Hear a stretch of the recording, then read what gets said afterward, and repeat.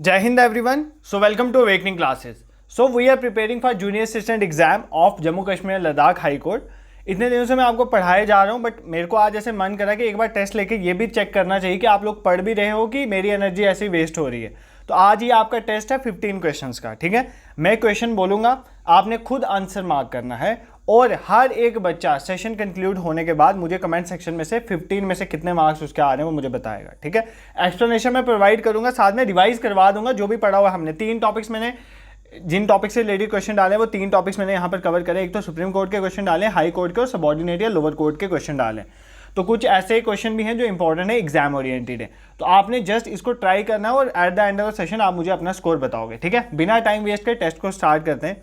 इसको टेस्ट की तरह ही लेना है, ठीक है। पहले खुद ट्राई करना, कुछ नहीं होता। 15 में से 5 मार्क्स भी आ रहे हैं कोई भी फर्क नहीं पड़ता, बट आप टेस्ट दे रहे हो ये मायने रखता है, ठीक है। पहला क्वेश्चन कहता है, which of the following jurisdiction of the supreme court allows it to settle disputes between the centre and the state and among state? Appellate, advisory, writ, original. Video pause करो, समझो, सोचो और इसका आंसर मार्क करो, ठीक है। I hope you have answered it. देखो ये क्वेश्चन कह रहा है कि इनमें से कौन सी सुप्रीम कोर्ट की जुरिस्डिक्शन में आता है जिसकी वजह से वो डिस्प्यूट को सेटल कर सकता है। सुप्रीम कोर्ट किस डिस्प्यूट को सेटल कर सकता है?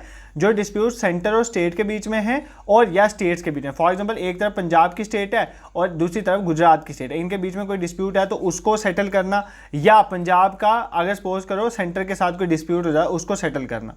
इन डिस्प्यूट में सुप्रीम कोर्ट के पास कैसी जुरिस्डिक्शन है? अपीलिएट है, मतलब बाय अपील ऐसे केसेस आते हैं। अपील मतलब फॉर एग्जांपल ऐसे केस पहले हाई कोर्ट में जाते हैं फिर बाय अपील सुप्रीम कोर्ट में जाते हैं, ये वाला है। या एडवाइजरी है, जस्ट सुप्रीम कोर्ट इन केसेस में एडवाइस दे सकता है। या रिट इशू कर सकता है। देखो सुप्रीम कोर्ट रिट सिर्फ फंडामेंटल राइट्स के केस में इशू कर सकता है, ये आपको पता है। आर्टिकल 32 के तहत सुप्रीम कोर्ट सिर्फ रिट इशू कर सकता है फंडामेंटल राइट्स के केस में, तो ये तो नहीं है। या ओरिजिनल जुरिस्डिक्शन, मतलब ऐसे केस सिर्फ सुप्रीम कोर्ट में ही ओरिजिनली जाते हैं, ये हाई कोर्ट या लोअर कोर्ट में नहीं जाते हैं। तो कौन सी स्टेटमेंट करेक्ट है? देखो जब मैंने आपको पढ़ाया था मैंने आपको बोला था सुप्रीम कोर्ट की ओरिजिनल जुरिस्डिक्शन होती है उन केसेस में जो केसेस में सेंटर और स्टेट इन्वॉल्व है या डिफरेंट स्टेट्स इन्वॉल्व है। देखो अगर 2 स्टेट का डिस्प्यूट है, दिमाग लगाओ यार, पंजाब और गुजरात का डिस्प्यूट है तो पंजाब हाई कोर्ट वाले चाहेंगे ना उनके हाई कोर्ट में, और गुजरात वाले चाहेंगे उनके हाई कोर्ट में। इस पंगे को ही खत्म करने के लिए सुप्रीम कोर्ट के पास ओरिजिनल जुरिस्डिक्शन। अगर कोई 2 स्टेट का डिस्प्यूट है या किसी स्टेट या सेंटर का डिस्प्यूट है, वो डिस्प्यूट ओरिजिनली कौन सुनता है? सुप्रीम कोर्ट सुनता है। ये पॉइंट आपको याद रहे। जब भी सेंटर और एक या एक से ज्यादा स्टेट के बीच में डिस्प्यूट हो, या सेंटर और कोई एक स्टेट एक तरफ हो और बाकी स्टेट दूसरी तरफ, ऐसा डिस्प्यूट हो, या 2 से ज्यादा स्टेट के डिस्प्यूट, ऐसे सारे डिस्प्यूट ओरिजिनली कौन सुनता है? सुप्रीम कोर्ट सुनता है। ये सारी ही सुप्रीम कोर्ट की पावर हैं। सुप्रीम कोर्ट अपील भी सुनता है। कुछ केस जो हाई कोर्ट के होते हैं हमें नहीं पसंद आते, हम सुप्रीम कोर्ट चले जाते हैं, ये भी सुनता है, ऐसी बात नहीं है। बट यहां पर बोला गया था कि डिस्प्यूट जो सेंटर और स्टेट के बीच में होता है वो ओरिजिनली कौन सुनता है? सुप्रीम कोर्ट ही सुनता है, ठीक है। एडवाइजरी पावर भी होती है सुप्रीम कोर्ट के पास। आपको पता है ना हमारे प्रेसिडेंट आर्टिकल 143, ठीक है, आर्टिकल 143 ना आई लव यू को रिप्रेजेंट करता था ना, तो वहां से मैंने याद रखा हुआ था इसको आर्टिकल, इसलिए मुझे याद रहता है। तो इसलिए 143 मतलब आई लव यू से याद कर लो कि मतलब सुप्रीम कोर्ट और प्रेसिडेंट के बीच में बहुत प्यार है। तो प्रेसिडेंट साहब को जब भी एडवाइस की जरूरत होती है तो वो किससे लेते हैं? सुप्रीम कोर्ट से ले सकते हैं। कुछ ऐसे मैटर्स में जो लॉ के रिलेटेड मैटर्स होते हैं और भी मैटर्स के रिलेटेड, इंटरनेशनल ट्रीटी के रिलेटेड एडवाइस ले सकते हैं। तो एडवाइजरी पावर भी होती है सुप्रीम कोर्ट के पास, ठीक है। रिट फंडामेंटल राइट के केस में सुप्रीम कोर्ट इशू करता है, ठीक है। रिवीजन हो रही है, इसी तरह के एमसीक्यू सेशन आते रहेंगे आपको। ये तो आपका टेस्ट है आज, पहले हम पूरा पढ़ेंगे उसके बाद ऐसे सेशन आपके आते रहेंगे। सेकंड क्वेश्चन पे स्विच करते हैं। Consider the following statement regarding district जज। तो डिस्ट्रिक्ट जज के बारे में ये स्टेटमेंट्स हैं। अपॉइंटमेंट ऑफ डिस्ट्रिक्ट जज is made by the chief justice of the high court. Second statement कहती है chief minister has the authority to transfer the district जज। सीएम के पास पावर है। Only 1 correct, only B correct, and B, यार A and B मतलब दोनों correct हैं, यहाँ पर ये पूछ रहा है। या नीदर ए नॉर बी, मतलब दोनों में से कोई स्टेटमेंट करेक्ट नहीं है, ठीक है। पहले खुद ट्राई करो। I hope you have tried it. इस क्वेश्चन का आंसर ऑप्शन डी है, नीदर ए नॉर बी। देखो यार, डिस्ट्रिक्ट जज की अपॉइंटमेंट चीफ जस्टिस कहाँ से करते हैं? हाई कोर्ट के। जो डिस्ट्रिक्ट जज होते हैं उनकी अपॉइंटमेंट कौन करते हैं? गवर्नर करते हैं। कौन करते हैं? गवर्नर करते हैं। गवर्नर करते हैं। लेकिन जब डिस्ट्रिक्ट जज की अपॉइंटमेंट होती है तो गवर्नर जो है वो chief justice of the high court के साथ कंसल्ट करके करते हैं, बट करते कौन है, गवर्नर करते हैं, ठीक है। तो जब भी सबॉर्डिनेट कोर्ट, ये सबॉर्डिनेट कोर्ट में आते हैं ना डिस्ट्रिक्ट जज, तो सबॉर्डिनेट कोर्ट के जो डिस्ट्रिक्ट जज होते हैं उनकी अपॉइंटमेंट करनी होती है, तो वो गवर्नर करते हैं, और वो गवर्नर किसके साथ कंसल्ट करते हैं, chief justice of the concern high court के साथ कंसल्ट करके गवर्नर करते हैं अपॉइंटमेंट, ठीक है। अब सेकंड स्टेटमेंट कहता है चीफ मिनिस्टर के पास अथॉरिटी है डिस्ट्रिक्ट जज को ट्रांसफर करने की, नहीं, चीफ मिनिस्टर के पास ट्रांसफर की अथॉरिटी नहीं है। जो लोअर कोर्ट के जजेस होते हैं उनकी ट्रांसफर हाई कोर्ट करती है। कौन करती है, हाई कोर्ट करती है। ये ट्रांसफर की पावर चीफ मिनिस्टर के पास बिल्कुल भी नहीं होती है, ये फैक्ट भी आपने याद रखना है, ठीक है। 2 क्वेश्चन क्लियर हो गए। थर्ड क्वेश्चन पे मूव करते हैं। डिस्ट्रिक्ट जज in a state are appointed by, जो डिस्ट्रिक्ट जज हैं किसी स्टेट में उनको कौन अपॉइंट करते हैं, गवर्नर अपॉइंट करते हैं, chief justice of the high court appoint करते हैं, council of minister of state appoint करते हैं, या advocate general of state appoint करते हैं, ठीक है। देखो यहाँ पर ना एक चीज़ मैं बता दूँ, ये मैंने कोई टर्मिनोलॉजी पढ़ाई थी, advocate general, attorney general, solicitor general कौन होते हैं, उसके बाद लॉयर क्या है, एडवोकेट कौन है, senior advocate, advocate on record कौन है, ये सब टर्मिनोलॉजी मैंने पढ़ाई है, इनकी वीडियो देख लेना यार, ये इंपॉर्टेंट है, मुझे लग रहा है एग्जाम में क्वेश्चन पूछेगा। तो डिस्ट्रिक्ट जज किसी स्टेट में कौन अपॉइंट करते हैं, डिस्ट्रिक्ट जज मैंने आपको बता दिया, गवर्नर अपॉइंट करते हैं। 2 चीज़ें आपने यहाँ पर याद रखनी है, ठीक है, डिस्ट्रिक्ट जज के अपॉइंटमेंट के बारे में। डिस्ट्रिक्ट जज की अपॉइंटमेंट कौन से आर्टिकल में है, तो आर्टिकल 233 में। कौन से आर्टिकल में है, 233 आर्टिकल जो है वो डील करता है किसके साथ, डील करता है डिस्ट्रिक्ट जज के अपॉइंटमेंट के साथ। अब मैंने आपको ये बोला था जो डिस्ट्रिक्ट जज होते हैं, एक होता है डिस्ट्रिक्ट जज, ठीक है, और एक होता है हमारे पास, ध्यान से सुना, एक होता है बाकी जुडिशियल सर्विसेज। जब डिस्ट्रिक्ट जज को अपॉइंट करना होता है ना, तो गवर्नर अपॉइंट करते हैं, करते गवर्नर ही अपॉइंट हैं, बाकी जुडिशियल सर्विसेज को में भी जो जजेस बनते हैं उनको भी गवर्नर ही अपॉइंट करते हैं।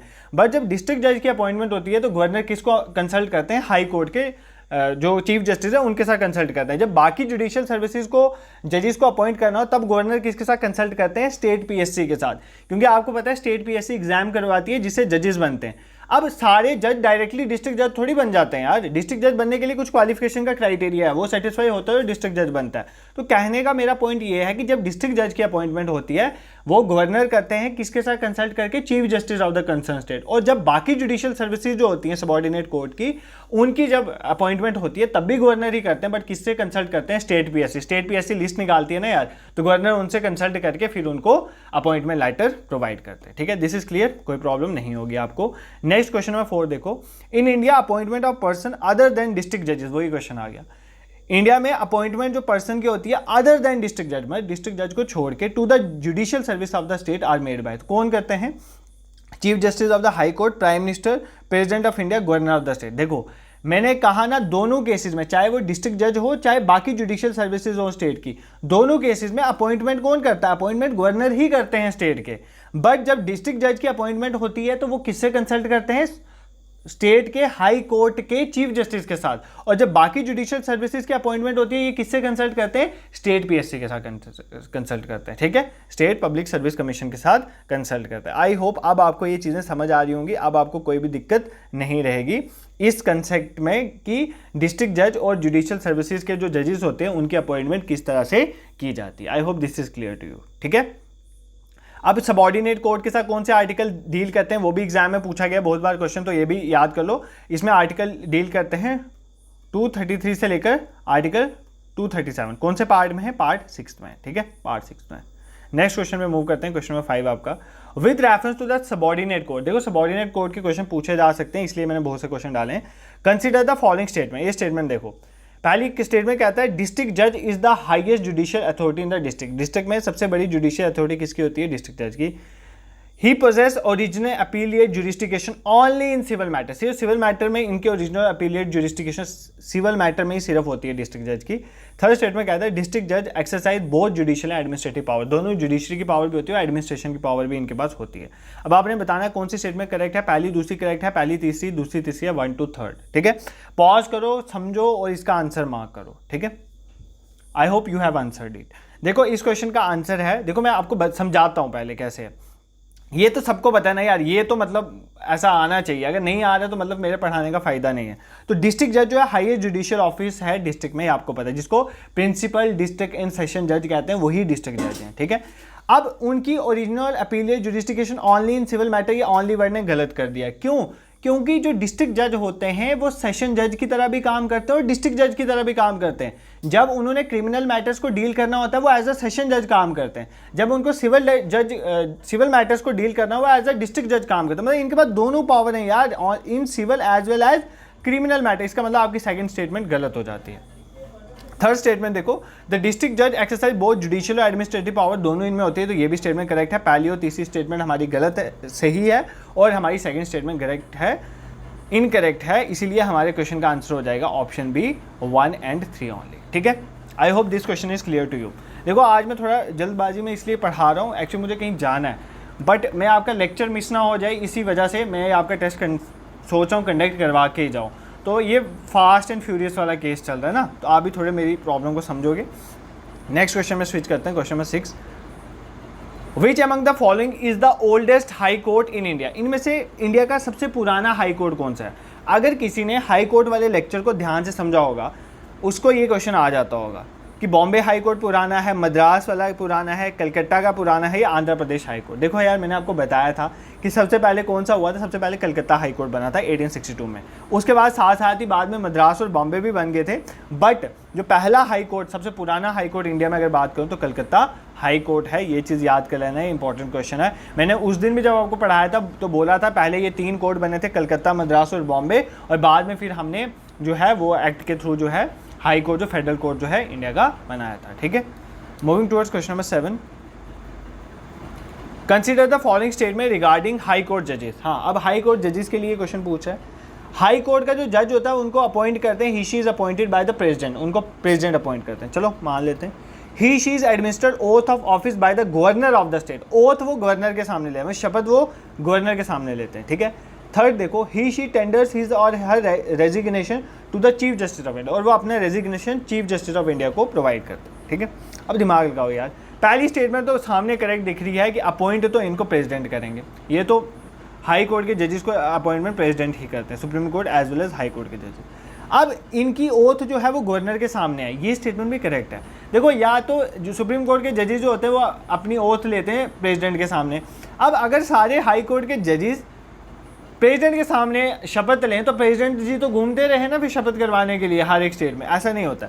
जो ओथ होती है ना वो ओथ किसके सामने होती है? गवर्नर के सामने होती है। तो सेकंड स्टेटमेंट भी आपकी करेक्ट है, पहली दोनों स्टेटमेंट करेक्ट है। बट थर्ड स्टेटमेंट क्या है? वो अपना रेजिग्नेशन किसको देते हैं? Chief justice of India. ये गलत है। रेजिग्नेशन चाहे सुप्रीम कोर्ट का जज हो चाहे हाई कोर्ट का जज हो, रेजिग्नेशन वो अपना किसको देगा? प्रेसिडेंट ऑफ इंडिया को। तो ये पॉइंट याद कर लेना। तो पहली और सेकंड स्टेटमेंट हमारी करेक्ट है, बाकी जो हमारी थर्ड स्टेटमेंट है वो गलत हो जाती है। तो option A is the correct answer. ठीक है, देखो 50% क्वेश्चन हमने कर लिए हैं। आई होप आपको ये क्वेश्चन आ रहे होंगे, क्योंकि अगर आपने लेक्चर ध्यान से सुने और अगर आपको कोई क्वेश्चन नहीं आया ना, कहीं और से पढ़ना मत, उसी लेक्चर को वापस देखना जो मैंने पढ़ाया। अगर नहीं आपको आंसर मिला तो मैं भी यहीं हूँ। मतलब यार ये क्वेश्चन मैंने PYQs उठा के लाए, मैं सच बोल रहा हूँ, ये सारे PYQs हैं। अगर आप गूगल में भी सर्च करोगे ना SSC, बैंक, UPSC के previous year question on supreme court, high court, subordinate court, ये वही है। मेरे पास तो इतना टाइम नहीं था मैं क्वेश्चन फ्रेम करूँगा। तो अगर आप वहाँ के क्वेश्चन कर पा रहे हो तो GKSSB या ये हाई कोर्ट वाले एग्जाम के क्यों नहीं कर पाओगे? तो हो जाते हैं क्वेश्चन। आपको बस कंसेप्चुअल क्लियरिटी होनी चाहिए कि टॉपिक समझ आना चाहिए, ऐसे ही मतलब हवा में नहीं, टॉपिक समझना है आपको। ठीक है, नेक्स्ट क्वेश्चन में 8 पे स्विच करते हैं। हाँ, इन विच 3 cities of India were the high court first establish? तो पहले हाई कोर्ट कहाँ बने थे? ये क्वेश्चन तो अब आपको आना ही चाहिए। कलकत्ता, बॉम्बे, मद्रास, कलकत्ता, बॉम्बे, दिल्ली, कलकत्ता, दिल्ली, मद्रास या दिल्ली, मद्रास, बॉम्बे। तो पहले ही बता चुका हूँ, पहले कलकत्ता, बॉम्बे, मद्रास। तो कलकत्ता, बॉम्बे, मद्रास, इन 3 जो हैं हमारी सिटीज़ थी जहाँ पर पहले हाई कोर्ट इस्टेब्लिश हुए थे, और सबसे पहले कहाँ पर हुआ था? कलकत्ता में हुआ था। ठीक है, who was the first chief justice of India? पहले चीफ जस्टिस ऑफ इंडिया कौन बने थे? पतंजलि शास्त्री, हरिलाल जे कानिया, एम हिदायतुल्ला या BK मुखर्जी? तो पहले चीफ जस्टिस ऑफ इंडिया कौन थे? वीडियो पॉज करो, क्वेश्चन का आंसर मार्क करो। ठीक है, I hope you have tried it. इस क्वेश्चन का आंसर है ऑप्शन बी, हरिलाल जे कानिया जो हैं ये पहले कौन थे? ये पहले चीफ जस्टिस थे इंडिया के। ठीक है, ये आपको समझ। एट प्रेजेंट 50th नंबर के 50th नंबर के चीफ जस्टिस है कौन है? Justice DY Chandrachud. ये याद कर लेना, नाम मत भूलना। इससे पहले 49 कौन थे? UU ललित थे। 48 कौन थे? NV रमना थे। कौन थे? NV रमना। ये इंपॉर्टेंट है, 3-4 तो याद कर ही लेना, एग्जाम में पूछे जा सकते हैं।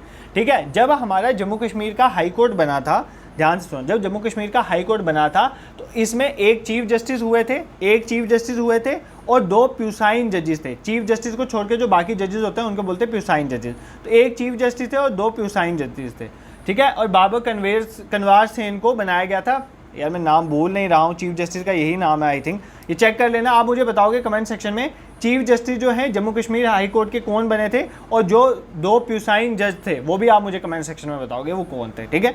मतलब जब जम्मू कश्मीर का हाई कोर्ट बना था उसमें चीफ जस्टिस ऑफ इंडिया और 2 प्यूसाइन जज थे, और आप तीनों का नाम मुझे बताओगे कि ये चीफ जस्टिस थे जम्मू कश्मीर हाई कोर्ट के, लद्दाख हाई कोर्ट के, प्लस ये दोनों प्यूसाइन जज थे। तो ये पॉइंट आप मुझे कमेंट सेक्शन में बताओगे। मूविंग टुवर्ड्स क्वेश्चन नंबर 10, तो आपका 10th क्वेश्चन क्या कहता है, अ जज ऑफ द सुप्रीम कोर्ट में resign his office by writing. तो बता चुका हूँ कि supreme court as well as high court के जज होंगे, अगर उनको अपना रेजिग्नेशन लेटर देना तो वो किसको देते हैं, प्रेसिडेंट को, प्राइम मिनिस्टर को, लॉ मिनिस्टर को, या अटॉर्नी जनरल ऑफ इंडिया को। तो किसको देते हैं सुप्रीम कोर्ट के जज अपना रेजिग्नेशन लेटर, तो किसको देते हैं, प्रेसिडेंट ऑफ इंडिया को, ठीक है। सुप्रीम कोर्ट के प्रोविजन कौन से पार्ट में, पार्ट 5 में, आर्टिकल कौन सा, आर्टिकल 124 से लेकर 147, याद रखना ये चीज़ें, ठीक है। अब अगर आपको सुप्रीम कोर्ट का जज बनना है तो उसकी क्वालिफिकेशन क्या है, बताओ।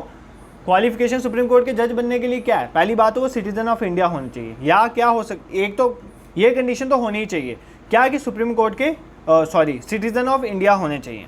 सेकंड क्या कंडीशन है, या तो वो जज हो किसी हाई कोर्ट के 5 साल के लिए, या एडवोकेट हो हाई कोर्ट में 10 साल के लिए, या प्रेसिडेंट की नज़र में वो डिस्टिंग्विश्ड जूरिस्ट हैं। अगर इन तीनों में से कोई भी कंडीशन सेटिस्फाई है और वो सिटीजन है इंडिया के, तो वो क्या बन सकते हैं, वो क्वालिफाई कर जाते हैं एज अ सुप्रीम कोर्ट जज। तो इनको रिमूव करने का हक भी किसको है, प्रेसिडेंट के पास। हाई कोर्ट के जज को भी रिमूव कौन कर सकते हैं, प्रेसिडेंट। अपॉइंटमेंट भी कौन करते हैं, प्रेसिडेंट। बट हाई कोर्ट के जजेस की ओथ किसके सामने होती है, गवर्नर के सामने होती है। ये पॉइंट आपने याद रखना है, ठीक है। This is clear. तो 10 क्वेश्चन हमारे कवर हो गए। Moving towards question number 11, the supreme court of India came into being on. तो हमारा भारत का जो उच्च न्यायालय है वो कब बना था, 26 जनवरी 1950, 28 जनवरी 1950, 15 अगस्त 1950 या 26 नवंबर 1950, ठीक है। तो कब बना था हमारा सुप्रीम कोर्ट जो है इंडिया का, वो बना था 26 जनवरी 1950 को। ये डेट आप याद कर लेना, this is a very important question for your exam. Moving towards question number 12, under which article can the supreme court issue a writ. यार ये ऑलरेडी बता चुका हूँ, सुप्रीम कोर्ट जो है वो रिट सिर्फ फंडामेंटल राइट्स के केस में इशू कर सकता है। ये मैं पढ़ाऊंगा बेसिकली क्या क्या रिट इशू करता है।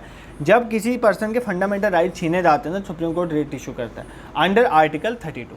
जो हमारा हाई कोर्ट होता है ना, वो आर्टिकल 226 के तहत रिट इशू करता है। बट हाई कोर्ट के पास ये पावर है कि हाई कोर्ट फंडामेंटल राइट्स को छोड़ के और भी राइट्स के लिए रिट इशू कर सकता है। अगर किसी का कोई लीगल राइट भी सिर्फ छीना गया तब भी हाई कोर्ट रिट इशू कर सकता है। बट सुप्रीम कोर्ट सिर्फ फंडामेंटल राइट्स के छीने जाने पर ही रिट इशू करता है। ये फैक्ट आपने बिल्कुल भी नहीं भूलना है, ठीक है।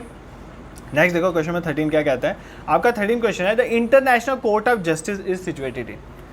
देखो ये यूनाइटेड नेशन का वन ऑफ द ऑर्गन है, इंटरनेशनल कोर्ट ऑफ जस्टिस, ठीक है। मेन जुडिशियल ऑर्गन जो यूनाइटेड नेशन का, इसको बोला जाता है। इसको वर्ल्ड का कोर्ट भी बोला जाता है, मतलब वर्ल्ड लेवल पे जो डिस्प्यूट होते हैं कंट्रीज में इंटरनेशनल कोर्ट ऑफ जस्टिस में चलते हैं। तो इसका हेडक्वार्टर पूछा है कहाँ पर है, न्यूयॉर्क में, सैन फ्रांसिस्को में, वाशिंगटन में और हेग में, ठीक है। तो जल्दी में यूनाइटेड नेशन की तरह न्यूयॉर्क मत मार्क लगा देना, इसका आंसर है the Hague. The Hague Netherland में बेसिकली हेडक्वार्टर है किसका, इंटरनेशनल कोर्ट ऑफ जस्टिस का, ठीक है। जून 1945 में बना था, एक यूनाइटेड नेशन का चार्टर आया था और 1946 के बाद इसने अपना काम करना शुरू किया था और हेग नीदरलैंड में इसका हेडक्वार्टर। इसको इंटरनेशनल कोर्ट भी कहते हैं, वर्ल्ड कोर्ट भी कहते हैं। ये फैक्ट आप याद रखो। नेक्स्ट क्वेश्चन देखो, क्वेश्चन नंबर 14, अ प्यूसाइन जज of a high court is. Puisne जज कौन होते हैं हाई कोर्ट के, चीफ जस्टिस को बोलते हैं प्यूसाइन जज।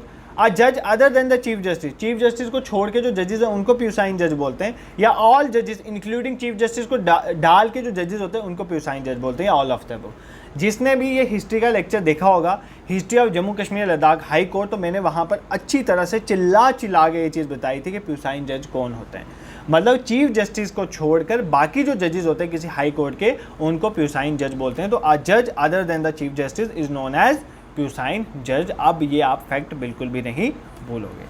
And the last question for today's lecture is how many levels of courts are there in India. तो इंडिया में कितने लेवल्स ऑफ कोर्ट हैं, 3 लेवल हैं, 2, 5 या 4 लेवल हैं कोर्ट में। तो इंडिया में 3 लेवल की जुडिशरी है, हमारी इंटीग्रेटेड जुडिशरी है। सबसे ऊपर सुप्रीम कोर्ट है, उसके नीचे हाई कोर्ट है और उसके नीचे हमारे सबॉर्डिनेट कोर्ट या जिनको लोअर कोर्ट कहते हैं वो नीचे आ जाते हैं, जिसमें डिस्ट्रिक्ट जुडिशरी वगैरह आ जाती है। आपस में इंटीग्रेट है, यहाँ की अपील यहाँ जाती है, यहाँ की यहाँ जाती है, ये यहाँ की केस सुन सकते हैं। तो ये सारा हमारा इंटीग्रेटेड जुडिशरी सिस्टम है। यूएसए की तरह ऐसा सिस्टम नहीं है कि स्टेट वाले सिर्फ स्टेट लॉ सुनते हैं और यूनियन वाले सिर्फ यूनियन लॉ सुनते हैं। ऐसा सिस्टम इंडिया में नहीं चलता है। इंडिया में इंटीग्रेटेड जुडिशरी है, ठीक है।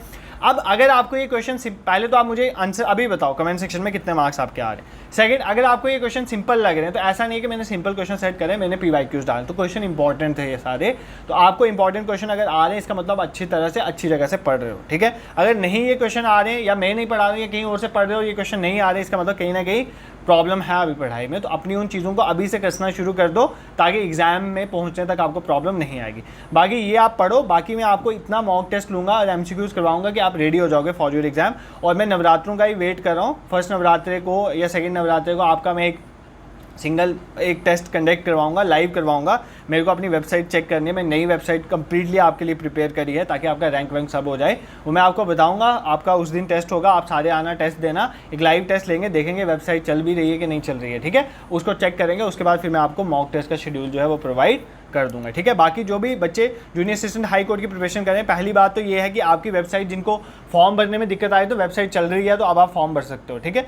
तो फॉर्म भर दो जल्दी से। और सेकंड थिंग इज दैट जो भी प्रिपरेशन कर रहे हैं आप जाओ, यूट्यूब में आपके लिए बहुत सा मटेरियल अवेलेबल है, आप उनको जाके पढ़ें, डिफरेंट प्लेलिस्ट बनी हुई है। सेकंड थिंग इज दैट अब करंट अफेयर्स का भी मैंने सेशन कर लाया। अब आपके बच्चों की डिमांड पे मैं करंट अफेयर का सेशन लाया। अब आप उसको अगर नहीं देख रहे हो तो इसका मतलब है कि फिर वो सीरीज़ भी नहीं चलेगी। अगर आप सिंसियरिटी से पढ़ोगे, देखो आपने भी पेड कोर्सेज लिए होंगे, मुझे पता है काफ़ी बच्चे ले लेते हैं। आप वहाँ से भी पढ़ लेना, यहाँ से भी पढ़ लेना, यहाँ पर क्वालिटी में कोई कंप्रोमाइज़ नहीं होगा। बट अगर आप सिंसियरिटी से नहीं चलोगे ना, मेरा कुछ नहीं जा रहा, मैंने वीडियो रोक देनी है, ठीक है। तो आप सिंसियरिटी से पढ़ना। Second thing is that daily current affair में व्हाट्सएप में शेयर करता हूँ। 2500 प्लस बच्चा वहाँ पर जुड़ चुका है, कोई चार्जेस नहीं है। व्हाट्सएप ग्रुप में आओ और वहाँ पर पढ़ो, मैं डिस्क्रिप्शन में लिंक डाल दूंगा, ठीक है। और टेलीग्राम ग्रुप को ज्वाइन कर लें, वहीं पर हम इंपॉर्टेंट जब भी इन्फॉर्मेशन हो वो भी शेयर करते रहते हैं। This is it for today. Thank you so much for watching. और अच्छे से पढ़ो और साथ साथ प्रिपरेशन करते चलो और टेस्ट का स्कोर मुझे कमेंट सेक्शन में ज़रूर बता दें। Thank you so much.